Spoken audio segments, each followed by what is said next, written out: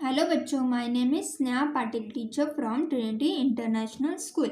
आज हम पढ़ेंगे हिंदी संचिता का 5th लेसन, पक्षियों का अस्पताल। तो बच्चों, आपको मालूम है पक्षियों का अस्पताल कभी गए हो? तो चलो इस लेसन में हम पढ़ते हैं पक्षियों का अस्पताल कैसा होता है। रविवार का दिन था। पापा समाचार पत्र पढ़ रहे थे। मम्मी सुबह ही चाय का आनंद ले रही थी। अर्शिका और अमन छत पर पतंग उड़ा रहे थे।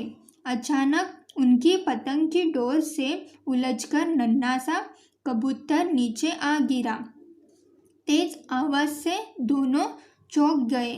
दोनों ने पास जाकर देखा तो वह बेहोश था। उसने गर्दन में घाव हो गया था। तो इस पार्ट में क्या बोला है कि जो अंशिका और अमन है वो दोनों छत पर पतंग उड़ा रहे हैं और पतंग की डोर से क्या हुआ, नन्हा सा कबूतर को लग गया। उसकी गर्दन में चोट आ गई और वो नीचे गिर गया। पंख टूटकर इधर उधर गिर गए थे। उसके पंजों में भी बुरी तरह चोट लगी थी। माँ ने घायल कबूतर को उठाया, उसे रुई के फाहों में रखा और पानी के छींटे डाले। तो कबूतर को पंख में भी लगा था और उसको चोट लगी थी। तभी माँ ने क्या किया, उसको उठाया और उस घायल कबूतर को रुई के हाफों में रखा। हाफों मतलब मलम लगाई हुई पट्टी, उस पर उसे रखा और उस पर पानी की छींटे डाली। इससे कबूतर को थोड़ा आराम मिला। अमन और अर्शिका ने पूछा, पापा अब क्या होगा? पापा बोले, तुम लोग चिंता मत करो, हम इसे पक्षियों के अस्पताल ले जाएंगे। वहाँ यह कबूतर बिल्कुल ठीक हो जाएगा। पक्षियों का अस्पताल, सबने हैरानी से पूछा। तो इस पर अमन और अंशिका ने पूछा अपने पापा से कि अब क्या होगा? तो पापा बोले, हम इसे अस्पताल ले जाएंगे। कौन सा अस्पताल? तो पक्षियों का अस्पताल। और सब हैरान हो गए। हाँ बच्चों, पक्षियों का अस्पताल, यह अस्पताल दिल्ली के लाल किले के सामने है। वहाँ बीमार और घायल पक्षियों का मुफ्त उपचार होता है। सचमुच पापा, तो फिर हम जल्दी से पक्षियों के अस्पताल चलते हैं। इतना कहकर वे कबूतर को पक्षियों के अस्पताल ले गए। वहाँ पहुँचते ही डॉक्टर ने कबूतर की जांच की और उसका इलाज शुरू कर दिया। तो पापा ने बच्चों को बोला कि पक्षियों का अस्पताल है। कहाँ पे है वो? तो दिल्ली के लाल किले के सामने, जहाँ पे पक्षियों का मुफ्त में इलाज होता है। और पापा और अंशिका और अमन वो तीनों कहाँ गए? पक्षियों के अस्पताल। और वहाँ पे डॉक्टर को दिखाया कबूतर को और कबूतर की जांच शुरू की। आगे अंशिका और अमन को पक्षियों का अस्पताल बहुत अच्छा लगा। उन्होंने पापा से पूछा, पापा क्या कबूतर फिर से ठीक हो पाएगा? पापा ने बताया, हाँ बच्चों, क्यों नहीं। यहाँ सभी पक्षियों की देखभाल बहुत अच्छी तरह से की जाती है।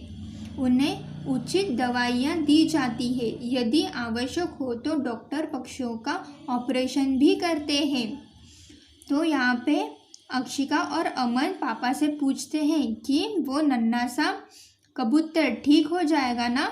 तो पापा बोलते हैं, हाँ बच्चों, ये वाला अस्पताल है, इसमें बहुत देखभाल करते हैं, ठीक है, और उनको दवाई दी जाती है। अगर फिर भी ठीक नहीं हुआ तो पक्षियों का क्या करते हैं वो लोग? ऑपरेशन, ठीक है। अमन और अंशिका को पापा की बातें सुनने में बहुत आनंद आ रहा था। वे उस अस्पताल के बारे में और भी बातें जानना चाहते थे। अमन ने पापा से पूछा, पर पापा, सारे पक्षी तो एक समान दिखाई देते हैं, तो डॉक्टर उनकी पहचान कैसे करते हैं?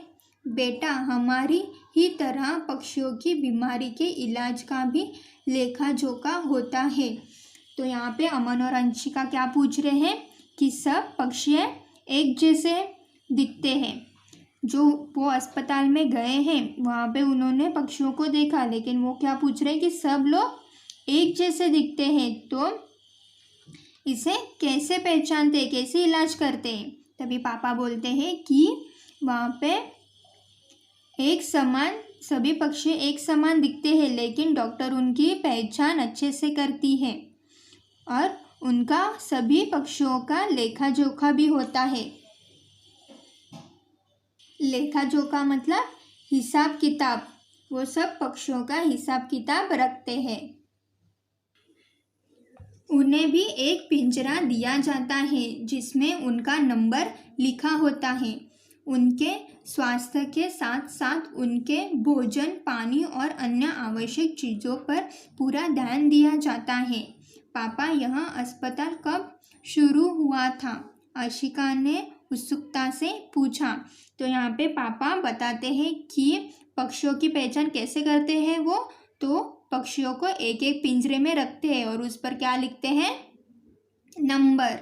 और उसके साथ उनका स्वास्थ्य का भी ख्याल रखते हैं।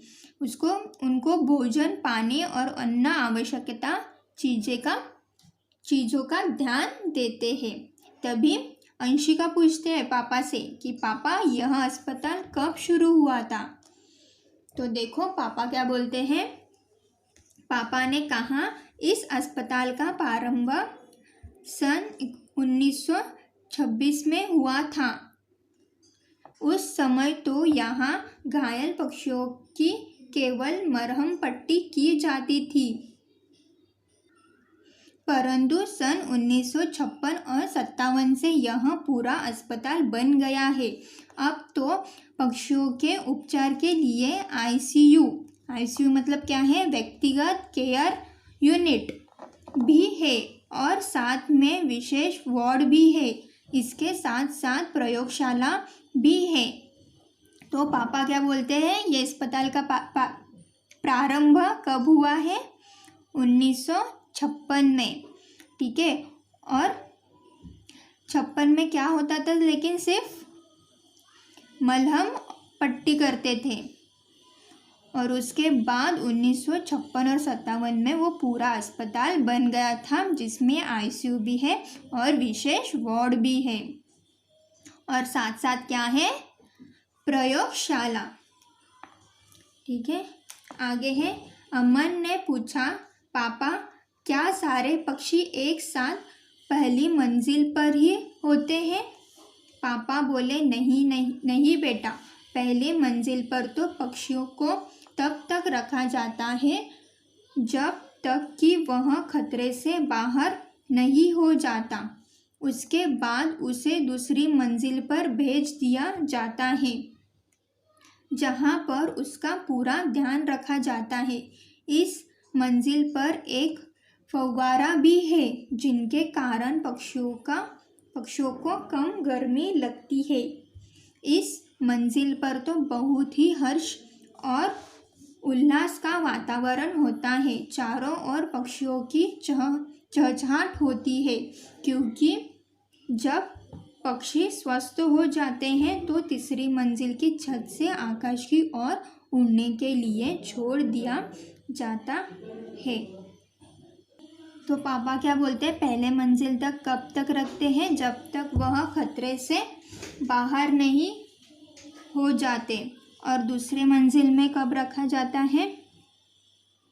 जब वह बहुत हर्ष और उल्लास का वातावरण होता है तभी वहाँ पे सारे पक्षी चहचहाट होती है और वो बहुत अच्छे हो जाते हैं। स्वास्थ्य भी उनका बहुत अच्छा रहता है। और उसके बाद वो पूरे ठीक होने के बाद उनको क्या करते हैं, तीसरे मंजिल के छत से आकाश की ओर उड़ने के लिए छोड़ दिया जाता है। आगे, सचमुच पापा यह तो अनोखा अस्पताल है, दोनों ने खुश होकर कहा। जानते हो बच्चों, यह अस्पताल लोगों की उदारता और उनके प्रोत्साहन से चलता है। पापा की बातें सुनकर अंशिका और अमन बहुत प्रभावित हुए। उन्होंने दूर से ही कबूतर को देखा जब उनकी हालत में काफ़ी सुधार हो गया था। चलो अब घर चले, तुम्हारी माँ प्रतीक्षा कर रही होगी, पापा ने कहा। तो पापा की ये सब बातें सुनकर, अस्पताल के बारे में सब जानकर दोनों बच्चे खुश हो गए, अमन और अंशिका। और वो उस कबूतर को दूर से देखा, उसकी हालत काफ़ी सुधार हो गया था। और उसके बाद वो घर के लिए निकले। आगे है नए शब्द। घाव, जख्म, फाहो, मरहम, लगी पट्टी, हैरानी, विस्मय, आश्चर्य से, जांच, छानबीन, निरीक्षण, लेखा जोखा, हिसाब किताब, उत्सुकता, अधीरता, बेचैनी, उपचार, इलाज, प्रयोगशाला जहाँ प्रयोग होते हैं, उल्लास, खुशी, हर्ष, उदारता, दयालुता, दानशीलता, प्रोत्साहन, उत्साह बढ़ाना। आगे है अभ्यास। श्रुतलेख, अंशिका, समाचार पत्र, चौक, फाहो, छींटे, अस्पताल, मुफ्त, ऑपरेशन, उत्सुकता, मंजिल, फव्वारा, उल्लास, स्वस्थ, प्रभावित, प्रोत्साहन, प्रतीक्षा, हर्ष, वातावरण। ठीक है। पाठ की बातें, नीचे दिए शब्दों की उत्तर दीजिए। मौखिक है और लिखित है। तो बच्चों ये आपको होमवर्क है, आपके 200 पेज के हिंदी के बुक में आपको ये कंप्लीट करना है। तो लेसन का नाम लिखना है आपको, पक्षियों का अस्पताल। ठीक है। और उसके बाद आपको ये लिखना है नए शब्द, उसके बाद लिखना है श्रुतलेखन और मौखिक लिखित। ये आपको आपके नोटबुक में लिखना है। और जो क्वेश्चन नंबर 2 है, सही उत्तर चुनकर लगाइए, आपको इसी बुक में करना है। ठीक है। Thank you.